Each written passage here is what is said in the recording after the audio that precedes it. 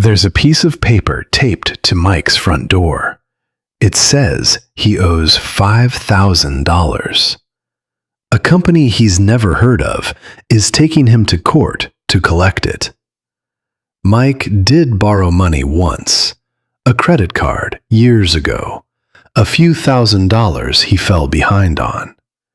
But here's the part nobody tells you. The company suing him for $5,000 didn't lend him a cent. They bought his old debt. And they bought it for about $200. This is the story of how $200 becomes $5,000 in a courtroom where most of the time nobody checks. Here's what most people assume. If you get sued over a debt, the bank you borrowed from is coming to collect what you actually owe, and a judge will look at the facts before anyone takes your money. Both of those feel obviously true. Both of them are usually wrong. When you stop paying a credit card, the bank doesn't chase you forever. After about 180 days, it gives up. It charges the debt off, writes it off its books as a loss, and takes the tax deduction. To the bank, your debt is now dead. But dead debt still has a price, because someone is willing to buy it, and what they pay for it will tell you exactly how little your case is really worth to them. Your charged-off debt gets bundled with thousands of others and sold. A giant spreadsheet of names, balances, and Social Security numbers sold by the pound. The Federal Trade Commission studied this market. Debt buyers paid, on average, about 4 cents for every dollar of debt. 4 cents. Older debt sold for 2. And when the Consumer Financial Protection Bureau looked at online debt sales, more than half the portfolios went for less than a single penny on the dollar. So a $5,000 balance, a real one with your name on it, can change hands for a couple $100, sometimes less.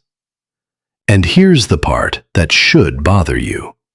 The seller doesn't promise the numbers are right. Most contracts say so directly. The bank does not guarantee the debt is accurate. The buyer often gets your name and a balance, and not much else. No itemized statement, no signed contract. Nobody checks. They don't need to, because the plan was never to prove anything. Once they own your debt, the buyer doesn't ask for $200 back. They sue you for the whole $5,000, plus interest. And they do it at a scale that's hard to picture. Debt collection lawsuits have quietly become the single most common type of case in American civil courts. In 1993, there were about 1.7 million a year. 20 years later, around 4 million. In many states today, these cases fill more of the docket than every other kind of lawsuit combined. And they come from a tiny number of players. In Connecticut, 10 companies file 80% of the debt cases.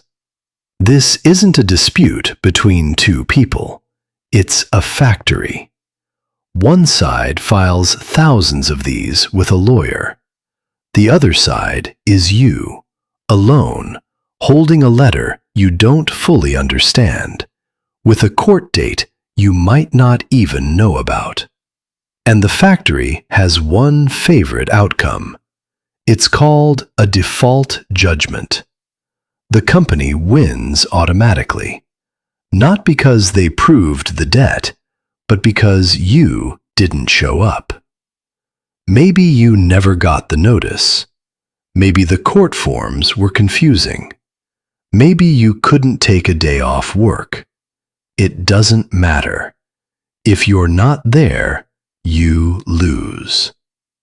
In the places where researchers can actually see the numbers, more than 70% of these lawsuits end this way.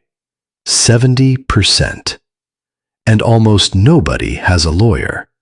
Fewer than 1 in 10 people sued ever gets one, while nearly every company does. The court doesn't stop to ask whether the debt is even real, or whether they have the right person, or the right amount. Nobody checks. And the moment that judgment is signed, $200 of paper becomes $5,000 the state will help collect. A judgment isn't a bill. It's a key. It hands the collector tools the original bank never had. They can go to your employer and garnish your paycheck. Federal law lets them take up to 25% of what's left after taxes. They can freeze your bank account and take the balance in a single sweep. And the number keeps growing, because interest and court costs pile on top of a debt that started as a couple $100 on a spreadsheet. In most states, that judgment stays alive for 10 years or more, and it can be renewed. So this doesn't end when you finally pay back the $5,000. It can follow you for a decade, all built on a debt the collector bought for the price of a tank of gas. There's an old idea we like to think we left behind. Debtors' prisons, locking people up because they couldn't pay. Congress abolished them in 1833, almost 200 years ago. But watch what happens at the end of this machine. When someone misses a court hearing about their debt, a judge can issue a warrant for their arrest, not for the debt itself, technically, but for missing the date. The ACLU found these warrants issued over debts as small as $28. Sometimes the bail is set at the exact amount owed. The prison came back. We just renamed the door. So here's the truth nobody hands you with that letter. The system suing Mike was never about what he borrowed.